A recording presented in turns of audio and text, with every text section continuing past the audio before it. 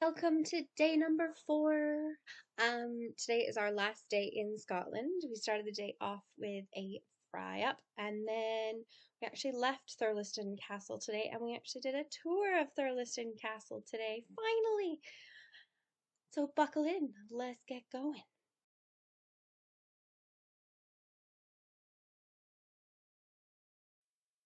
Welcome to Thirlestane. Before the 13th century, a large fort or castle was built on Castle Hill. The castle was passed to Robert Lauder, who in 1532 gave it as part of his daughter's dowry. His daughter Alison and her husband George were on one side of some feuds and unfortunately were murdered in these feuds. And in 1567, it went to some very young grandchildren. Around 1548, this site was used as a large English artillery fort and garrison, but was demolished and the artillery transported to the Hume Castle in about 1550. Castle Hill was sold on January 27th, 1587 to Sir John Maitland. And it was by 1587 that the current site where the castle is, was occupied with masons building his new house. It was a rectangular 5-story tower house, complete with battlements, built overlooking Leader Water. From 1670 to 1676, Sir William Bruce rebuilt the 16th century castle in a grand style. John Maitland, the first Duke of Lauderdale, tasked William Bruce with redeveloping the 16th century house, which included embellishments of the corner towers, construction of the north and south wings, as well as the platform between the two and the staircase approach. There were also extensive indoor modifications, including the grand staircase, lavish staterooms, and magnificent plaster ceilings. Also in the front room, or the entryway actually, of Thirlestane, there is a key to the city of Fort Lauderdale, as Fort Lauderdale it was named after the Lauderdale family at Thirlestane. In 1840, the 9th Earl extended the castle, and being a bachelor, he felt that the castle he inherited was too small for him to entertain his guests. So he extended the wings in granite rather than sandstone, and the south wing includes a courtyard, carriage house, stables, and servants' quarters, which is where we were staying. Thirlestane Castle played its part in both World Wars. In the First World War, it was a military hospital for convalescing officers, and in World War II, it became home to the girls from the St. Hilary School in Edinburgh. Later on in 1972, Gerald Maitland Carew, grandson of the 15th Earl of Lauderdale, inherited the castle from his grandmother. The castle was in a slightly dilapidated state, and in 1984 the castle was given to a charitable trust established to ensure its preservation. Major repairs were carried out, which required several years of fundraising and redecorating before he opened the castle to the public. In 2012, Edward and Sarah Maitland Carew moved the castle, and another renovation followed, having found several outbreaks of dry rot, and the castle was relaunched as a destination for weddings and holiday lets, etc. We were told a fascinating story by Jackie today on our tour about one of the inhabitants, shall we say, of the castle and his wife. It was his second wife. His first wife died, and he married his mistress, she had a house in London called, I think it was Ham House, and she was just as wealthy in her own right. And after he passed away, his second wife, who had contributed quite a lot to the house, was thrown out by his brother because his brother didn't want her in the house when he moved in. As they had no children, and his first marriage, they didn't have any children either. So there was no one to inherit but his younger brother. So when she left, she actually left with 14 carriages full of things from within the house. And 13 carriages managed to get away. The 14th carriage was stopped by the local village people of Lauder, and they took out of it a brass and tortoiseshell inlaid table and display cabinet, which are still back in the house. I don't remember what year this was all happening in, but it's an interesting little story, and good for her taking what was hers. And it all went back with her to London. And several years later, I believe the house was trying to recoup some of the things that she snuck down to London with, and unfortunately by then it had been redistributed. So that's a fun story for Thirlestane.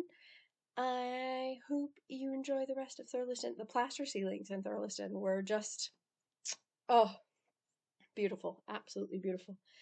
And Jackie, our tour guide, was an absolute delight. 10 out of 10 for Jackie. Would go again. Oh, and we also met a couple who were on the tour with us, and they had arrived yesterday, and you'll never guess where they were from, but they were from Fort Saskatchewan, which is just outside of Edmonton, which is also in Alberta. So there's a fun fact for that. Look at that ceiling in the dining room. Oh, beautiful. We also were offered tea and coffee and Tunnock's tea cakes after our tour, which was such a charming little touch. It really made the afternoon. So we're off to Floors now, so I'll see you at Floors.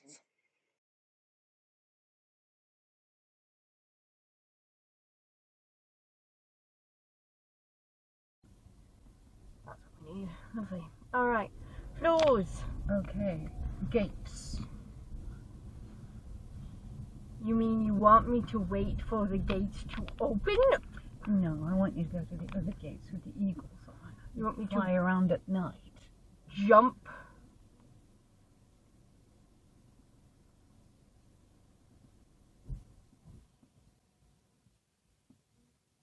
Oh, there we go. I was like, how much closer do I get?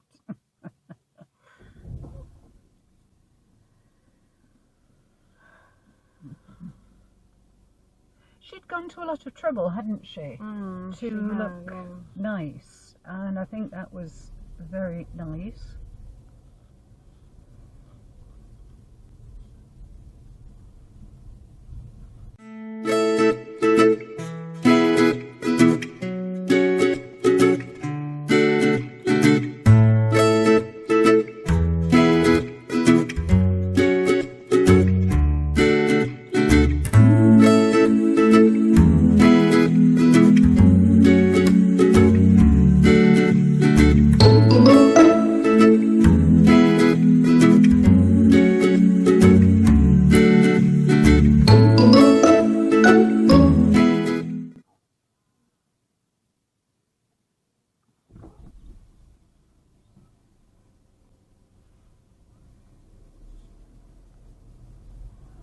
I've got an idea.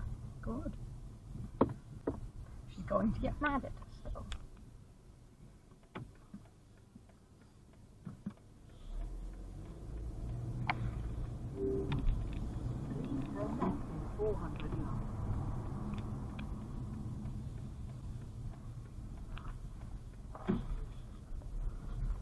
I just saw Bob Taylor.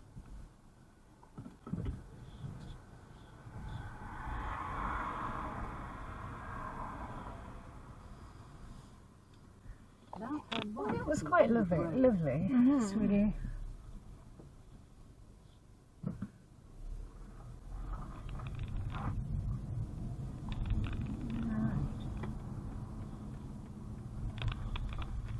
Oh, yes. You're smarter than the average donkey. I think lazy. I think don't want to get out. You had enough exercise for one day.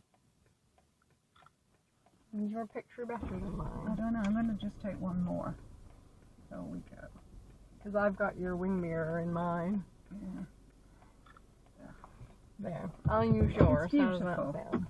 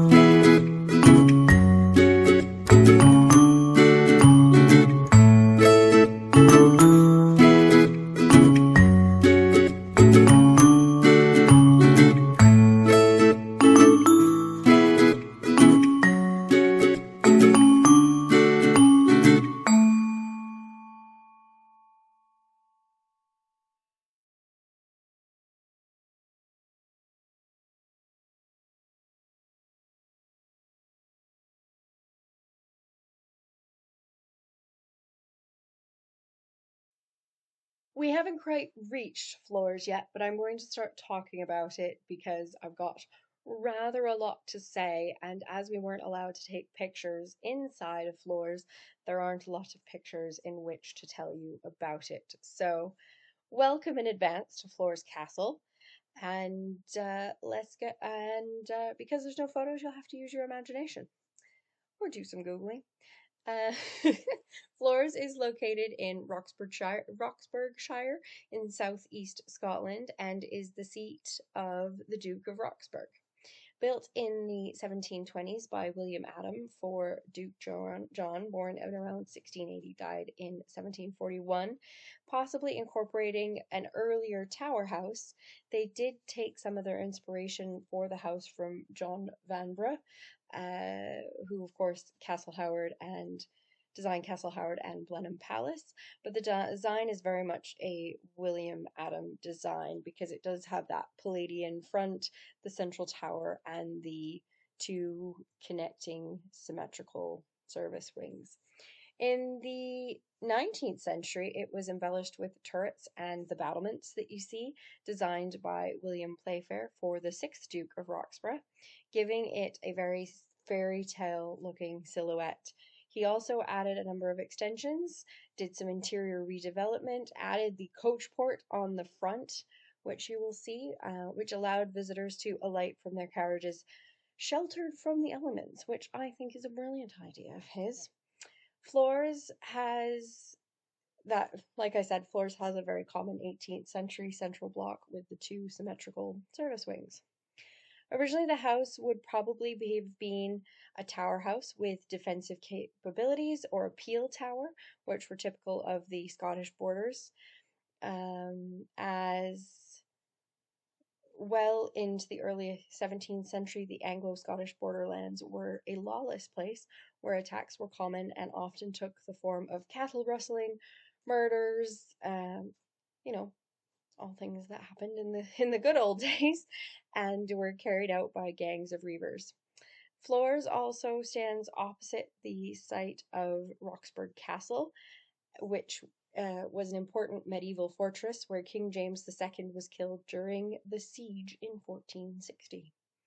The land that Florence now stands on held the monks of Kelso Abbey until the Reformation, when they were handed to Robert Kerr of, is it Cessford? Between 1570 and 1650, and then later the first Earl of Roxburgh by King James VI. John, who we spoke about earlier, played an important role in securing the union of England and Scotland in 1707 and was rewarded by being created the first Duke of Roxburgh. I believe he was the 6th Earl of Roxburgh. He commissioned the Scottish architect William Adam to design the new mansion house, incorporating the earlier tower house, and it was built between 1721 and 1726. And as I've said twice now, so a third time, which comprised of the main block, the tower at each corner, and then the pavilions on either side, which housed stables and kitchens. Around 1837, the 6th Duke commissioned William Henry Playfair to remodel and rebuild the plain Georgian mansion to its more present form, and in 1903, Duke Henry married the American heiress Mary Gillette, and the castle again underwent a transformation, with its Victorian interiors being lavishly remodeled by the new lady of the house, and she brought with her a treasure trove of artwork, tapestries, porcelain, furniture, all sorts came with her, and with that they transformed the staterooms to suit their new contents. She brought with her a lot of these items from her home in Long Island, along with a French tapestries that are incorporated within the ballroom. I believe Mary Gillette, her father was in investment banking and land in the United States, and of course she was one of the many American heiresses that was to come over during this time and make a lot of these stately homes kind of funded by American funds like the Vanderbilts. And to find more about that, read The Buccaneers by Edith Wharton. It may be fiction, but it gives you a really good idea of how these girls' parents felt that having a title would help their business in America. And it gives you a really good idea how the gentlemen of the day, being pretty much penniless with these stately homes, needed to marry into some money to push the money back into these old family houses. So it's quite an interesting tale to tell. All right, I'll be back soon. Oh, I don't know. Yes. An hour and a half. An hour and a quarter, 50 miles. This is an hour and 40. What? Oh, I think it's predicting traffic along the way. Do you? Do you want to look at alternative routes? That looks like it's going to take longer. That looks like it's going to take longer. Anyway, I've got an hour and a quarter. Probably because it's not predicting, because it's predicting traffic there at Wooler. Now, is that a different one, the purple line? Yeah. Oh no, it's not, but it still doesn't help, Yeah, it does doesn't help. As long as we're going to the right place. Yeah. But that does say Eshott. Eshott. Eshott, yeah. I don't want us to go to Eshott.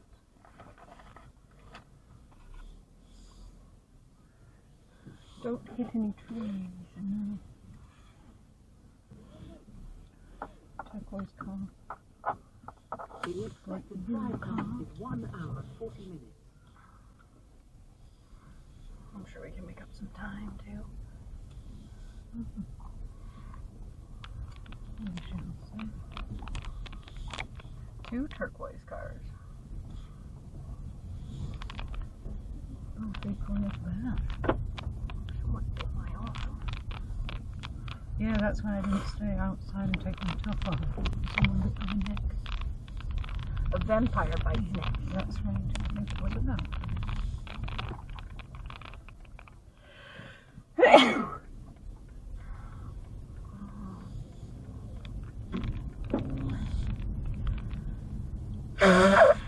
Thanks for taking me to floors. Oh, you got rid of them in When there. leaving, please go straight Thanks for on. taking me back to floors. I actually think they're impressed when it's like, yes, I've been before. I think they're pleased that you want to come again, you know what I mean? Yeah. Oh, look to the left. What? Please follow It's the directions floors on the the left. display. When leaving, please I turn thought there right. was a bunny rabbit or something. Please follow the directional info on the display. When leaving, please turn right.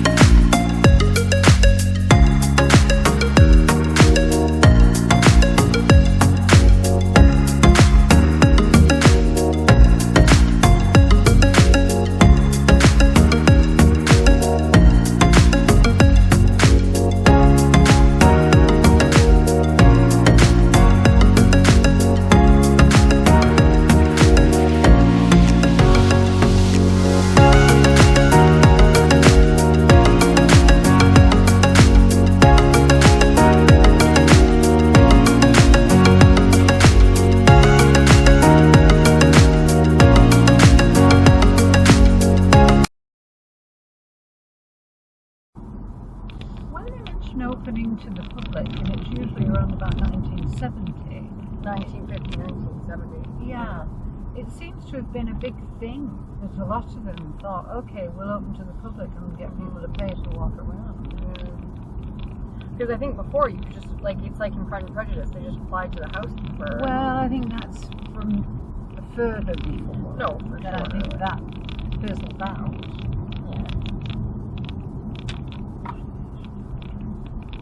Had arrived in England.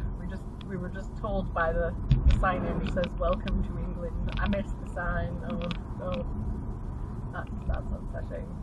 Welcome to England. It was over a nice bridge. It was over a very good bridge. Which one it was? That was told you.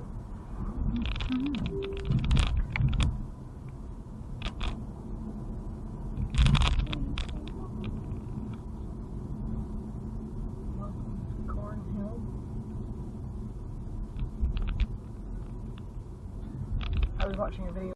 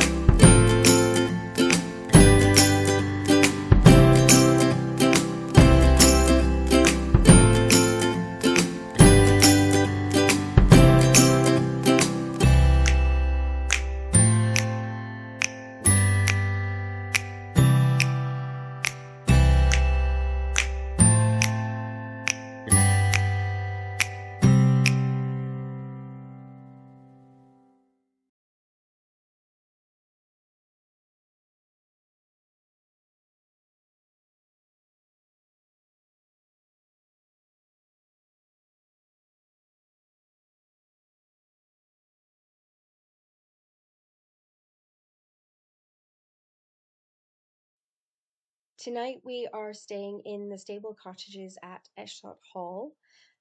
We originally, I think, we're going to stay in the main house, but then I think the only bed Mum was worried wouldn't be long enough for me, and I'd be hitting my feet on the baseboard, and they moved us to a cottage in the stables. I genuinely don't know. It's been lovely. We had a delicious dinner, walked around the village, encountered some local wildlife. The local wildlife is an adorable little dog that says "Beware of Dog," who looks very ignored and like he's never had his ear scratched a day in his life. But of course, obviously, every day his ears get scratched. Anywho, heading on to a little bit about, also where we were staying tonight, I believe Heslyside. We got an email from the chap at Heslyside, and he told us that he was unfortunately having to cancel all of his bookings for early June because they had a film crew in for early June. And of course, they make a heck of a lot off of a film crew than they make off of nightly bookings. And so, unfortunately, our booking had to be cancelled, and he was emailing everyone that their booking would be cancelled, as the hall would be used as a filming location. Of course, he couldn't tell us what the movie was or what they were filming or what they were doing, but the director of the film also directed Slumdog Millionaire, so that gives you a clue on something to watch out for fun. Anyways, back to Eshott Hall, located in Eshott. Little is known about the first manor house at Eshott, save that in 1310, Roger Maudet was granted a license to crenulate his moated house, and that the moat house was owned afterwards by Sir John Heron in 1415.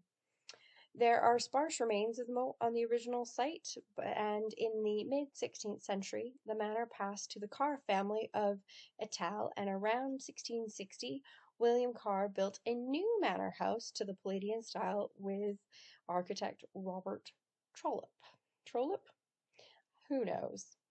About half a mile south of the old manor house.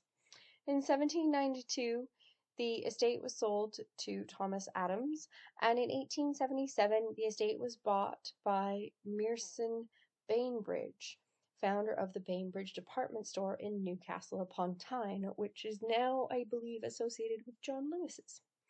In 1881, Bainbridge significantly enlarged and improved the hall, and later on, Ho Sanderson, a great-grandson of Bainbridge, began major restorations of the hall and brought the buildings back into use. Now it offers accommodation. You can host weddings, conferences, stay the night. Tonight it is a fully packed, fully booked out hotel, 100% capacity, which good for them. We had dinner at the hotel. We've got breakfast in the dining room tomorrow. And the present owners are Robert and Gina Parker. Eshott, by the way, is an absolutely delightful village. We wandered around. All the cottages are stunning. The church looks like it's used as part of the hall for weddings. And then, strangely enough, there is a old telephone box outside of the church, but it is painted black and silver versus red, so that's quite interesting. Anyways, another big day tomorrow, so I am off to Bedfordshire. I will see you tomorrow. I should probably find a light. Light? Oh, that light. So tonight at Eshott Hall, these are much steeper than you would think they are. Oh, that didn't help. I am upstairs tonight. I have a double bed and a single bed. So, just one night where I invite you to come join me. And little bathroom. So yeah, that's me for tonight. I'm just off to get my stuff. So that's perfect. Good night, everyone. See you tomorrow.